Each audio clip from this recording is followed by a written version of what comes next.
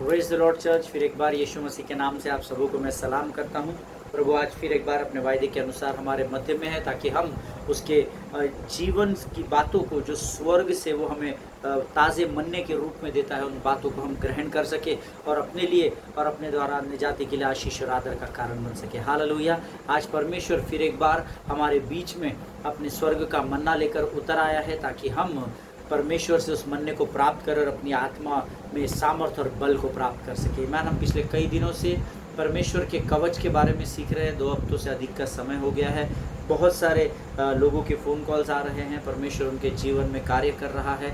मैं यहोवा का धन्यवाद देता हूँ उसके विश्वास योग्यता के लिए, कि वो दिन प्रतिदिन धर्मियों के मध्य में उतर आता है और धर्मियों के जीवन के लिए वो आशीष बनता है। हालेलुया।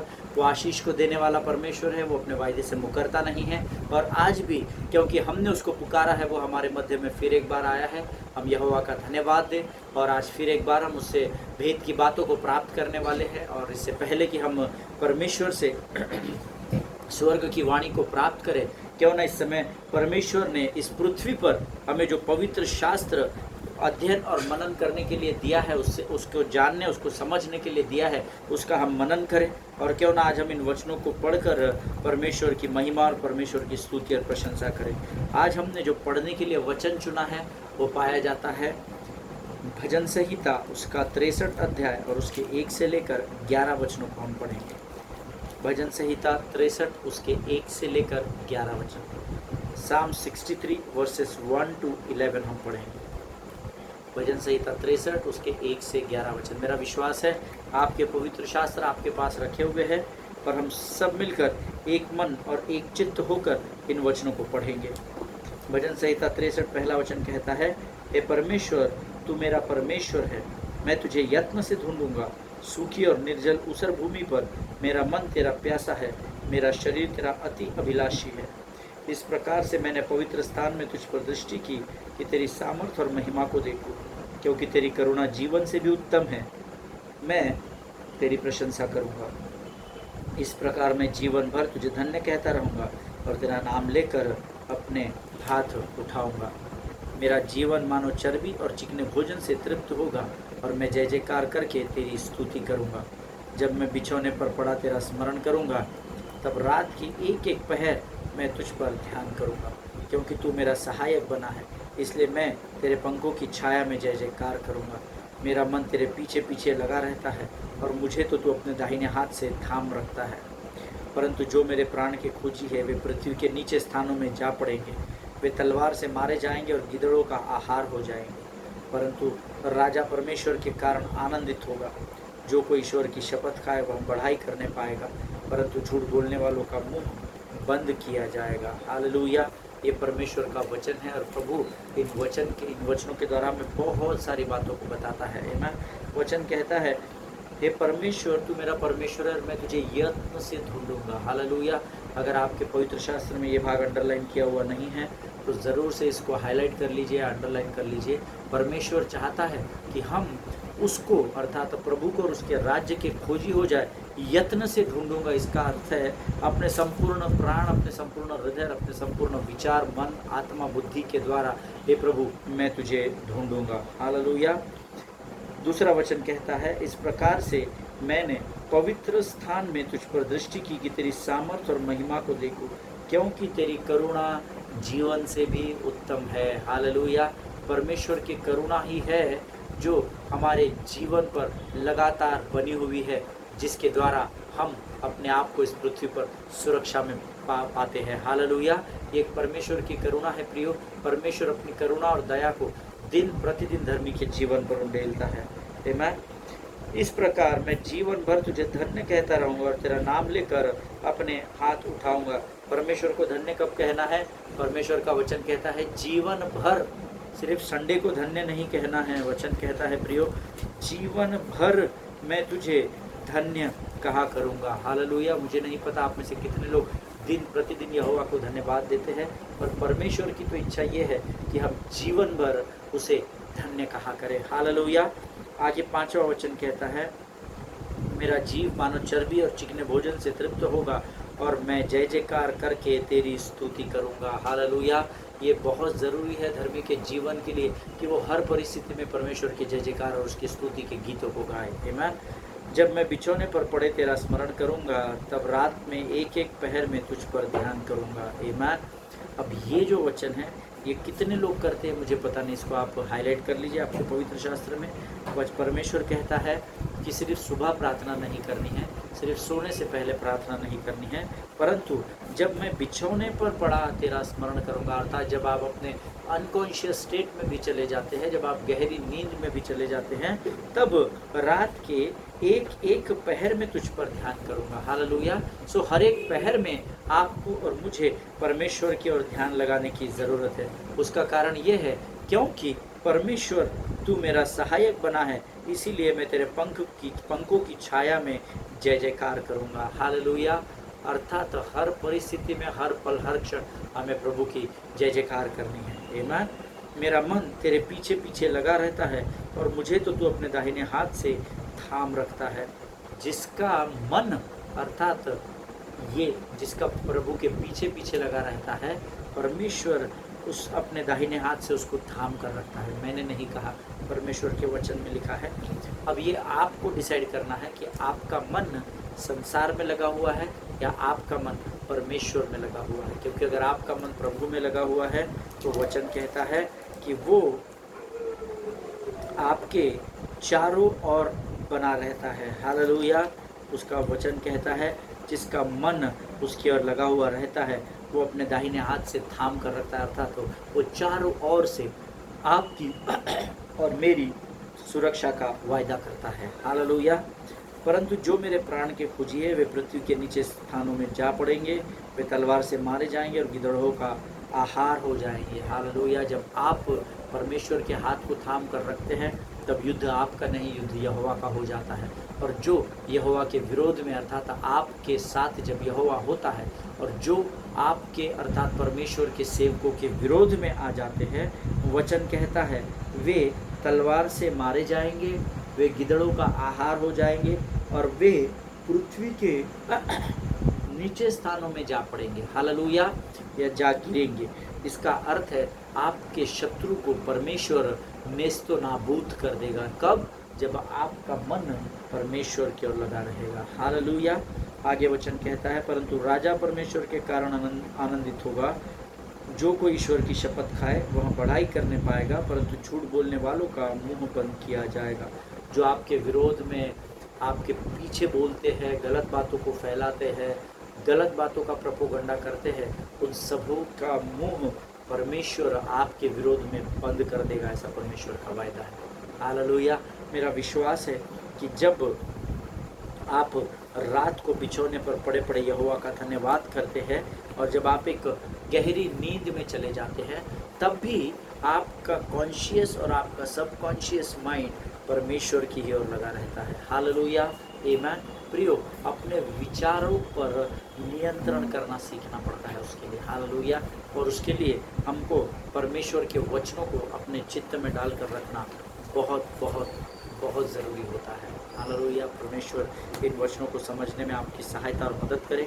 बीते 2 सप्ताह से हम लोग परमेश्वर के कवच के बारे में सीख रहे हैं। आज भी हम उसी वचन पर अध्ययन और मनन करेंगे, लेकिन उससे पहले हम अपने आप को परमेश्वर को समर्पित करेंगे। Let us pray. आइए हम प्रार्थना करें। Thank you Jesus. धन्यवाद यीशु, धन्यवाद यीशु, धन्यवाद यीशु। आइए अपने मुखों को खोल कर धन्यवाद। Thank you Jesus, thank you Jesus. धन्यवाद, धन्यवाद, धन्यवाद, धन्यवाद। आकाश और पृथ्वी को तूने अपने शब्द मात्र से स्थिर किया है राजा। इस पृथ्वी पर की हर एक आशीष को तूने हमें दिया है। पृथ्वी का अधिकार तूने धर्मियों के हाथों में दिया। हम तेरा धन्यवाद देते हैं। हमारे पापों को तूने क्षमा कर दिया राजा। हमारे गुनाहों को तूने अपने ऊपर ले लिया प्रभु जी। हमारी बीमारी के लिए तूने अपनी पीठ पर कोड़े खाए और हमें अपने शरीर में सामर्थ्य और बल देकर हमेशा के लिए चंगाई दे दिया। ऐसी घोषणा हम यीशु नासरी के नाम से करते हैं राजा। आज के इस सुंदर और पवित्र समय में राजा हम अपने शरीर, प्राण, आत्मा और बुद्धि को तुझे समर्पित करते हैं। प्रार्थना करते हैं उन तमाम लोगों के लिए जिन्होंने आज हमें अपनी प्रार्थनाओं में स्मरण किया है पिता। उनमें से हर एक को तू नाम बनाम आशीष दे राजा और उनकी ज़रूरतों को अपने स्वर्गीय भंडार से तू पूर्ण कर राजा। प्रभु प्रार्थना करते हैं उन तमाम लोगों के लिए जिनकी प्रार्थना की विनतियाँ हम तक पहुँचाई गई है। राजा, हम उन्हें जानते भी है या नहीं भी जानते, परंतु तू जानता है, क्योंकि उनके माता के गर्भ में आने से पहले तूने उनके जीवन को तैयार किया था राजा। उनमें से हर एक को उनके विश्वास के परिमाण के अनुसार आशीष दे राजा। उनकी ज़रूरतों को तू पूर्ण कर, ताकि वे सब प्रभु तेरे राज्य के लिए गवाही का कारण बन सके राजा। प्रभु जी, आज जब हम तेरे वचनों को सुनते हैं, तो हमारी सहायता कर, तू हमारी मदद कर, और हमको लगने वाली हर एक ज़रूरत को अपने स्वर्गीय भंडार से पूर्ण कर राजा। जब हम वचनों को सुनते हैं, उसे समझने के लिए लगने वाली स्वर्गीय बुद्धि, स्वर्गीय समझ और ज्ञान से भरकर तैयार कर, ताकि जब हम इन वचनों को समझे, अपने हृदय, अपने विचारों में डाल दे, मांस और गूदे में रख ले प्रभु, और जब हम अपनी स्मरण शक्ति में इसे ठूस ले राजा, तो सही समय पर प्रभु शैतान का हम इन वचनों के द्वारा अपने जीवन में और अपने द्वारा औरों के जीवन में खुल्लम खुल्ला तमाशा होते हुए फिर एक बार देख सके राजा। सारी बातों में महिमा तुझको देते हैं, अपने आप को सर से लेकर पांव तक यीशु मसीह के लहू में डुबो देते हैं, और इस विनती को धन्यवाद के साथ यीशु नासरी के नाम से मांगते हैं। सुन और बड़ी दया से ग्रहण कर, आमीन। हालेलुया। फिर एक बार इस YouTube के चैनल पर आप सबों का मैं स्वागत करता हूँ। प्रभु का धन्यवाद देता हूँ कि परमेश्वर ने फिर एक बार यह समय मेरे और आपके जीवन में लेकर आया, ताकि इन वचनों के द्वारा हमारे जीवन में प्रभु के कार्य को, महान कार्य को हम होता हुआ देख सके, जिसके द्वारा जब संसार हमें देखे तो वो ये जानने पाए कि हमारे परमेश्वर का नाम यीशु नासरी है। हालेलुया। प्रियो, हम पिछले कई दिनों से लगातार इस परमेश्वर के कवच के बारे में सीख रहे हैं। इससे आप अंदाज़ा लगाइए कि कितना इम्पोर्टेंट सब्जेक्ट होगा धर्मी के जीवन के लिए। तुम परमेश्वर के सारे हथियारों को बांध लो, ताकि तुम शत्रु की हर एक युक्ति का सामना कर सको। हालेलुया। परमेश्वर का कवच, उसके हथियार हमारे जीवन में शत्रु पर विजय पाने के लिए बहुत बहुत बहुत ज़रूरी होता है। हालेलुया। और हम लगातार बहुत सारी बातों को सीख चुके हैं। कल हमने व्यवस्था विवरण उसका 20वां अध्याय उसके 2 और 3 वचन को पढ़ा था। आज हम फिर एक बार वहीं से पढ़ेंगे, जिसमें मैंने 4 बातें आपको बताई थी। कल कुछ लोगों को समझने में थोड़ी कठिनाई गई, उन्होंने मुझे आज ईमेल्स भेजे थे और मैंने उनसे कहा था कि हम लोग ज़रूर आज वापस इसको अध्ययन करेंगे। व्यवस्था विवरण 20 उसका 2 और 3 हम सब लोग निकाल कर एक साथ पढ़ेंगे। वचन कहता है, और जब तुम युद्ध करने को शत्रु के निकट जाओ, तब याजक सेना के पास आकर कहे, हे इज़राइलियों सुनो, आज तुम अपने शत्रुओं से युद्ध करने को निकट आए हो। नंबर 1, तुम्हारा मन कच्चा ना हो, तुम मत डरो और न थरथराओ और न उनके सामने भय खाओ। ये 4 चीज़ों पर जिसने विजय को प्राप्त कर लिया, उसने शत्रु पर विजय को प्राप्त कर लिया। हालेलुया। हमेशा स्मरण रखिए, शैतान आपको इन 4 बातों के द्वारा कमज़ोर करेगा। मन पर वार करके आपको कमज़ोर करेगा, यहाँ तीरों को चलाएगा, मिसाइल्स को चलाएगा और आपको कमज़ोर करेगा। इसीलिए तुम्हारा मन कच्चा ना हो, ऐसा लिखा है। डर उत्पन्न करेगा, इसीलिए तुम मत डरो, ऐसा लिखा है। वो तुम्हारी नींव को हिलाएगा, तुम्हारे विश्वास को हिलाएगा, तुम्हारे विश्वास को कमज़ोर करेगा, इसलिए थरथराना नहीं, ऐसा लिखा हुआ है। और भयभीत करेगा, इसीलिए भय न खाओ, ऐसा वचन में लिखा है। आमीन। कल हमने पढ़ा था, अंग्रेजी में बहुत सटीक शब्द आया हुआ है, हियर ओ इज़राइल। व्यवस्था विवरण 20:3 हम पढ़ रहे हैं। Here O Israel, ye approach this day unto battle against your enemies, let not your hearts faint, panic not and do not tremble, neither be terrified because of them। Hallelujah. अभी जो panic not है, इसको आप underline कर लीजिएगा। Panic not ऐसा लिखा हुआ है, जिसका अर्थ है डोंट पैनिक।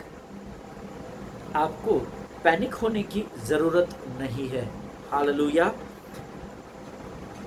ऐसा लिखा है कि शैतान आपके ऊपर एक ऐसे दबाव या प्रेशर को क्रिएट करता है जिसको आप झेल ना सके। वो आपके ऊपर दबाव बनाएगा, क्योंकि वो उसका कार्य है, वो अपने कार्य को कर रहा है। आप उसको एंटरटेन करेंगे तो आप कमज़ोर हो जाएंगे और हार जाएंगे, लेकिन उसको उसका काम करने दीजिए, आप आपका काम कीजिए। अब आप पूछेंगे कि मेरा काम क्या है? जब शैतान मुझे डराने की कोशिश कर रहा है तो मेरा काम क्या है? जब आपके ऊपर वो प्रेशर को क्रिएट करता है जिसको आप झेल ना सके या सहन ना कर सके, और अक्सर जब धर्मियों के जीवन में इस प्रकार का दबाव आता है तो या तो वे हार मान लेते हैं या तो वे हथियारों को डाल देते हैं। जैसा हमने पिछले दिनों में प्रेमियों के बारे में सीखा था। हालेलुया। उनके पास सारे टैलेंट्स थे, धनुर्विद्या में माहिर थे, कई युद्धों को जीत चुके थे, पर बड़ी तादाद में शत्रु को देखकर वे पीठ दिखाकर भाग गए। लेकिन शत्रु का ये काम है कि आपके ऊपर प्रेशर को डाले, दबाव को डाले और आपको दबाकर आप वहाँ से भाग जाए। आमीन। ये उसकी स्ट्रेटेजी है, ये उसकी योजना है, ये आपको और मुझे समझना ज़रूरी है। जब मैं इस पैनिक शब्द को सीखने की कोशिश कर रहा था या खंगाल रहा था, to be panic means groundless fear कहा जाता है उसे, ग्राउंडलेस फियर। आमीन। To be panic, panic not ऐसा लिखा है ना, do not panic. So panic का अर्थ होता है ग्राउंडलेस फियर, ग्राउंडलेस फियर ऐसा कहा जाता है। जो लोग नोट्स लिखते हैं वो लिख सकते हैं। When you get panic, then you know what happened is you forget everything that you have learn through the word of God. जब आप पैनिक हो जाते हैं ना, तो आप नॉर्मल स्टेज ऑफ लाइफ में, जैसे अभी आप साधारण और मैं साधारण मोड में यहाँ बैठे और सुन रहे हैं, ऐसे समय तो आपको वचन याद रहते हैं। पर जब आप पैनिक हो जाते हैं, जब आप डर जाते हैं, तब जब आपके ऊपर भय आ जाता है, तो आप क्या हो जाता है, आपको जब आप पैनिक हो जाते हैं, आपको कुछ सूझता नहीं है और भय आपके ऊपर हावी हो जाता है। और वो भय इतनी भयंकर रूप से हावी होता है कि आप परमेश्वर के वचनों को तक भूल जाते हैं। Am I making any sense to anyone here? क्या मैं यहाँ किसी और एक भी व्यक्ति से बात कर रहा हूँ क्या? आपके पैनिक सिचुएशन ऑफ लाइफ में you forget everything what ever you have learn from the word of God. Hallelujah.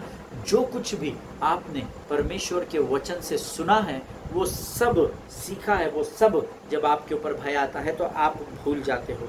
And that's what the devil hoping you will do. और ये बात शत्रु को मालूम है, ये बात आपके विरोधी को मालूम है कि आपको अगर वो भय में डाल देगा, डर में डाल देगा, तो आप परमेश्वर के वचनों को भूल जाएंगे।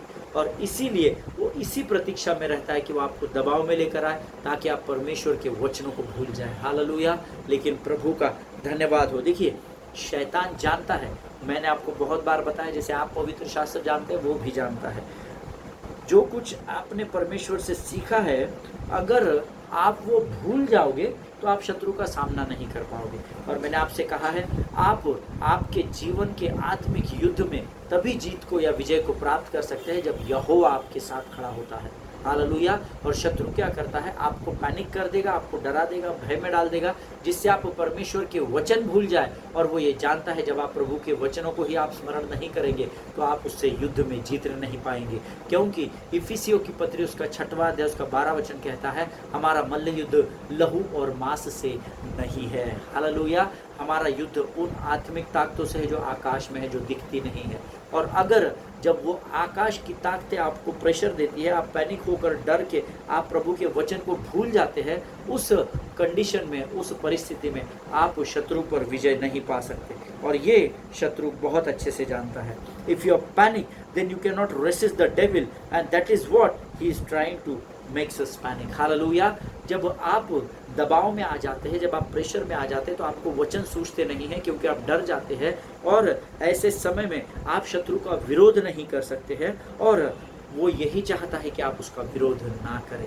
हालेलुया। इसीलिए शत्रु के सामने हथियारों को डालना नहीं है, ऐसा वचन हमको सिखाता है। आमीन। Put on the whole armour of God, ऐसा लिखा है, हमने पिछले दिनों अध्ययन किया था। परमेश्वर के सारे हथियारों को बांध लो। सिर्फ उद्धार का टोप नहीं, मैंने पिछले दिनों आपको बताया था, सिर्फ टोप लेकर बाकी नग्न होकर अगर आप शत्रु के सामने जाएंगे, फ्रिक्शन ऑफ सेकंड्स में वो आपको खत्म कर देगा। हालेलुया। इसीलिए वचन कहता है, put on the whole armour of God. शत्रु के, परमेश्वर के सारे हथियारों को बांध लो, ताकि तुम शत्रु की हर एक युक्तियों का सामना कर सको। हालेलुया। Let us open our Bible. और इसीलिए परमेश्वर व्यवस्था विवरण की किताब उसके 20वें अध्याय के 4थे वचन में हमें सिखाता है, the book of Deuteronomy chapter 20 verse 4 हम सब निकाल लेंगे। यहाँ पर वचन हमें सिखाता है, क्योंकि तुम्हारा परमेश्वर यहोवा तुम्हारे शत्रुओं से युद्ध करने और तुम्हें बचाने के लिए तुम्हारे संग संग चलता है। हालेलुया। आमीन। इस बात को हमेशा स्मरण रखिएगा कि परमेश्वर हमेशा आपके संग संग चलने वाला परमेश्वर है। आपको डरने की, निराश होने की, हताश होने की, गिव अप करने की, अपने हथियारों को डालने की ज़रूरत बिल्कुल भी नहीं है। परिस्थिति कैसे भी क्यों न रहे, परंतु व्यवस्था विवरण का परमेश्वर जो मेरा और आपका भी परमेश्वर है, वो उसके 20वें अध्याय के 4थे वचन में खुद ये वायदा करके दे रहा है कि तुम्हारा परमेश्वर यहोवा तुम्हारे शत्रुओं से युद्ध करने और तुम्हें बचाने के लिए तुम्हारे संग संग चलता है। हालेलुया। आमीन। Keep confessing always, God is on my side, there is no need to be panic. Hallelujah.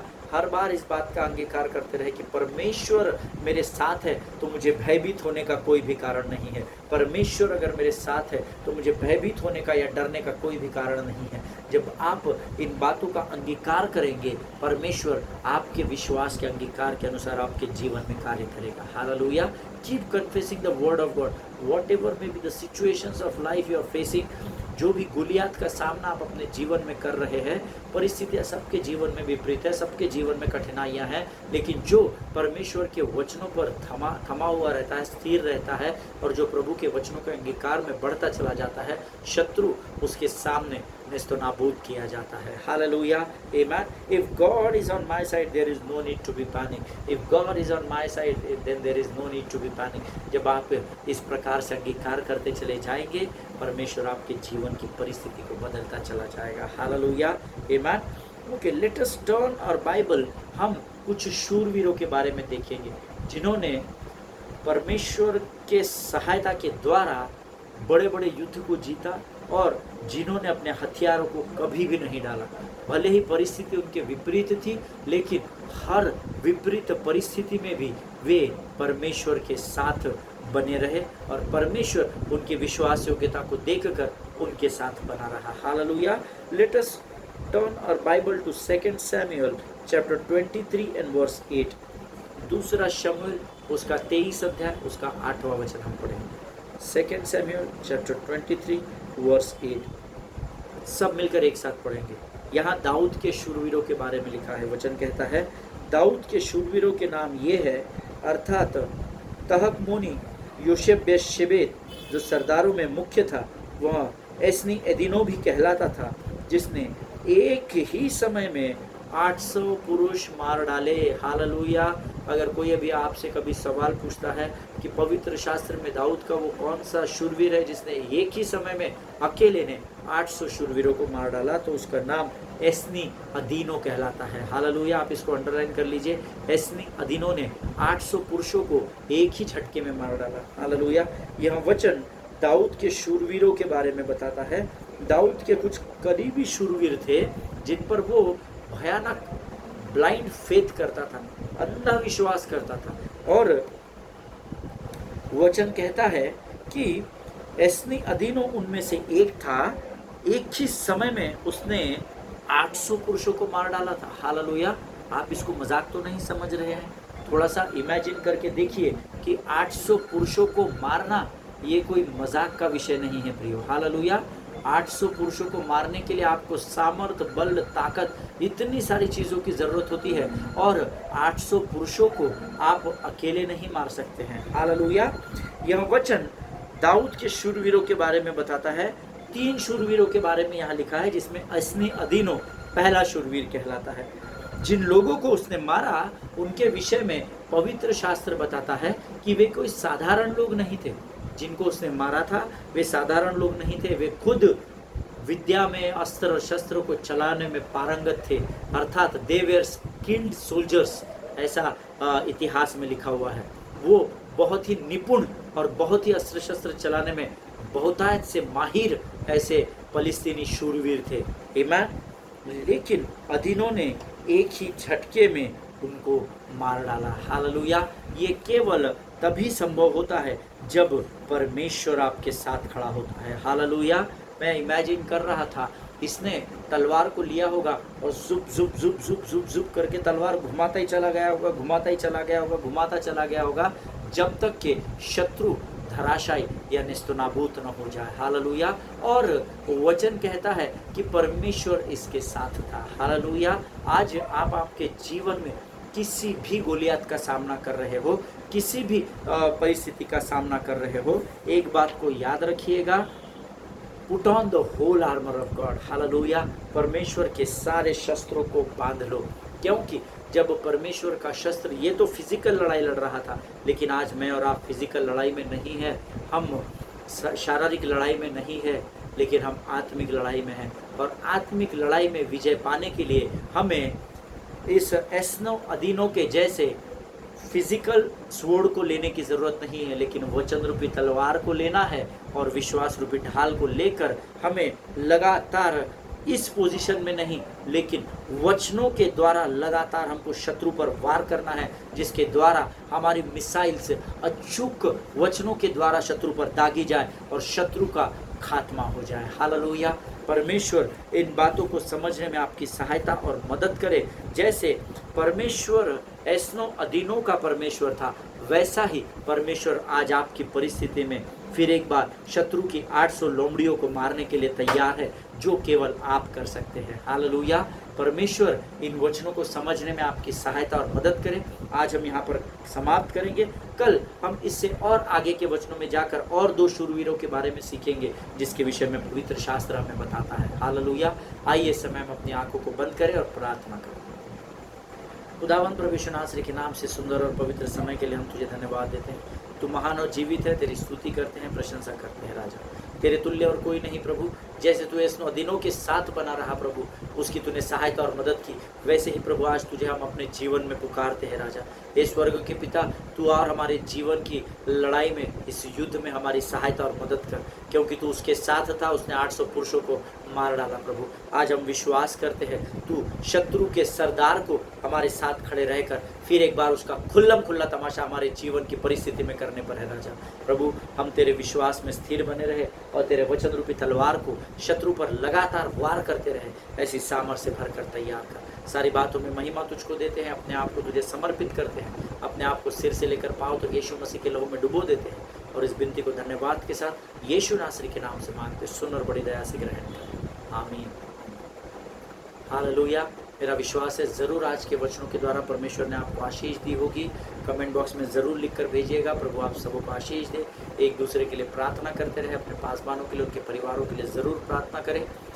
अगली बार को जब तक हम मिलते हैं तब तक स्वस्थ रहें, सुरक्षित रहें, आनंदित रहें और दूसरों के लिए आनंद का कारण बने। आमीन। प्रभु आप सबों को आशीष दे। सभी को जय मसीह।